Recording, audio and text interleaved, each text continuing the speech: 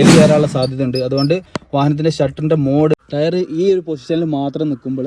അപ്പോൾ ഇന്നത്തെ വീഡിയോ നമ്മളെ ഒരു വാഹനം നമ്മൾ കയറ്റിയിട്ടിട്ട് നമ്മൾ വിദേശ രാജ്യങ്ങളിലേക്കോ അല്ലെങ്കിൽ പഠിക്കാനൊക്കെ പോകുമ്പോൾ ഒരു 6 മാസത്തേക്കോ അല്ലെങ്കിൽ ഒരു വർഷത്തേക്കൊക്കെ കയറ്റിയിട്ട് പോകുമ്പോൾ നമ്മൾ എന്തൊക്കെ കാര്യങ്ങൾ വാഹനത്തിൽ നിർത്തിയിട്ട് പോകുമ്പോൾ ശ്രദ്ധിക്കണം എന്നുള്ളതാണ്. അപ്പോൾ നമ്മൾ ആദ്യമായിട്ട് ശ്രദ്ധിക്കേണ്ട കാര്യം എന്താണെന്ന് വെച്ച് കഴിഞ്ഞാൽ നമ്മളെ വാഹനം പൂർണ്ണമായിട്ടും അകവും പുറവും വാഷ് ചെയ്തിട്ട് നമ്മളെ വാഹനം കയറ്റിയിടാൻ വേണ്ടിയിട്ട് ശ്രദ്ധിക്കുക. അതാകുമ്പോൾ നമ്മുടെ വാഹനത്തിൻ്റെ അകത്ത് ഫുഡിൻ്റെ വേസ്റ്റ് കാര്യങ്ങളൊക്കെ ഉണ്ടെങ്കിൽ എലികൾ കയറാനുള്ള സാധ്യത വളരെ കൂടുതലാണ്. അതുകൊണ്ട് വാഹനം ഉള്ളും പുറവും നന്നായിട്ട് വാഷ് ചെയ്ത് വൃത്തിയാക്കിയിട്ട് മാത്രം വാഹനം നമ്മൾ കയറ്റിയിടുക.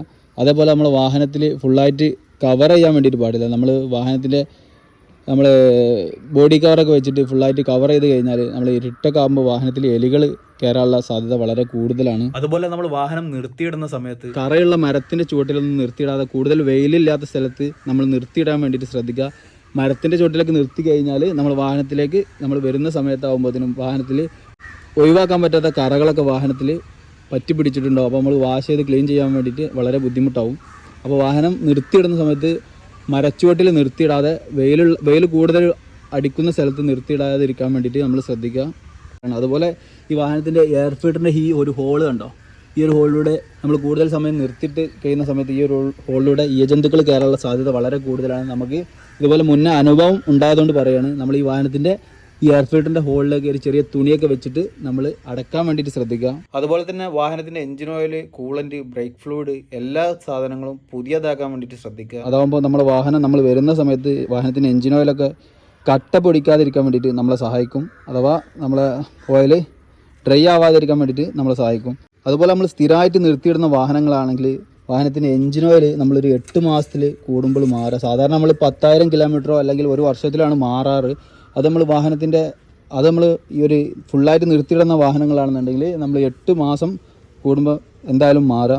പിന്നെ ചെയ്യേണ്ടത് നമ്മൾ ബാറ്ററിയുടെ നെഗറ്റീവ് ഊരിയിട്ടിട്ട് വേണം നമ്മൾ വാഹനം കയറ്റിയിടാൻ. അഥവാ ഷോർട്ട് സർക്യൂട്ടൊക്കെ വന്നു കഴിഞ്ഞാൽ നമ്മൾ വാഹനത്തിൻ്റെ നെഗറ്റീവ് ഊരി കഴിഞ്ഞാൽ വളരെ നല്ലതാണ്.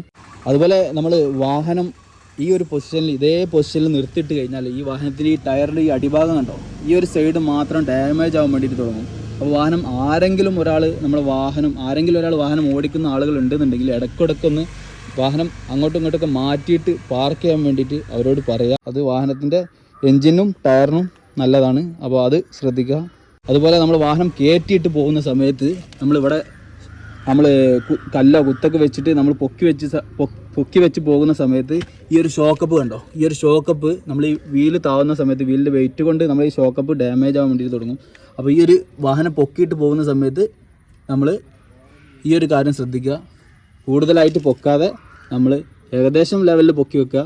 ടയർ ഫുള്ളായിട്ട് പൊങ്ങിക്കഴിഞ്ഞാൽ നമ്മൾ സ്റ്റെട്ട് ഹാർഡാകാൻ വേണ്ടിയിട്ട് തുടങ്ങും. അതുപോലെ തന്നെ നമ്മൾ ടയറിൻ്റെ പ്രഷർ കൂട്ടി അടിക്കാൻ വേണ്ടിയിട്ട് നമ്മൾ ശ്രദ്ധിക്കുക. ഇതാകുമ്പോൾ നമ്മൾ ഒരു 33ഒക്കെയാണ് കാരണം ഇതിൻ്റെ PSI വരുന്നത്. അപ്പോൾ നമ്മൾ ഏകദേശം ഒരു 37, 36 ആക്കി കഴിഞ്ഞാൽ നമ്മൾ വരുന്ന സമയത്തും ഏകദേശം എന്തായാലും നിർത്തിയിടുന്ന സമയത്ത് കുറച്ച് കുറയുമല്ലോ. അപ്പോൾ ആ ഒരു കുറച്ച് കുറഞ്ഞാൽ നമുക്ക് കുഴപ്പമില്ല. അപ്പോൾ ആ ഒരു കാര്യം ശ്രദ്ധിക്കുക. അതുപോലെ നമ്മൾ വാഹനത്തിൻ്റെ ഉള്ളിലേക്ക് വരുന്ന സമയത്ത് ഒരു AC മോഡ് കാണാം.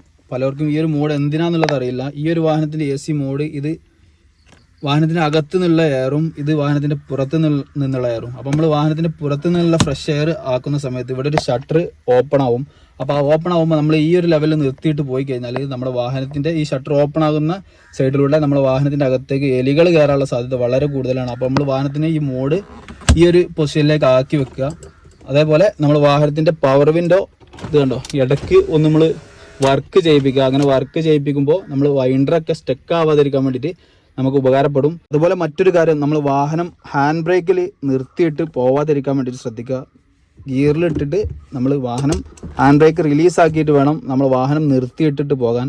അല്ലാന്നുണ്ടെങ്കിൽ ഹാൻഡ് ബ്രേക്ക് വലിച്ചിട്ട് പോയി കഴിഞ്ഞാൽ വാഹനത്തിൻ്റെ വീല് എന്തായാലും ജാമാവും. ഏകദേശം 2 ആഴ്ച 3 ആഴ്ച കഴിഞ്ഞാൽ തന്നെ വാഹനത്തിൻ്റെ വീല് ജാമാവാൻ വേണ്ടിയിട്ട് തുടങ്ങും. അപ്പോൾ നമ്മൾ ആ ഒരു കാര്യങ്ങൾ നമ്മൾ എന്തായാലും ശ്രദ്ധിക്കുക.